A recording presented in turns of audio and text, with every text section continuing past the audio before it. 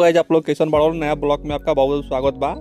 आज हमारा कंपनी देख से घुमावे तो देख लो दुबई का व्यू कुछ ऐसा दिखेला। ठीक बा, बड़ा बड़ा बिल्डिंग भी दिखेला, खूबसूरत लागेला बिल्डिंग। और भाई दूर से बुर्ज खलीफा देख लो कुछ इस तरह से दिखेला। ठीक बा, देख लो कितना खूबसूरत दिखता। और भाई दुबई के आई ब्रिज देख सकता रहा। ठीक बा, कितना खूबसूरत लागता ब्रिज। नीचे भी गाड़ी चलते सन, ऊपर भी गाड़ी चलेली सन। ठीक बा, खूब मस्त लागेला व्यू। भाई लोग आई दुबई के घास उस देख लो, पेड़ पौधा देख लो कितना हरिहर लागता, मस्त लागेला, खूबसूरत व्यू लागेला। और डेली सुबह शाम पानी ऑटोमेटिक में गिरत रहेला कि हरियाली बरकरार रहे।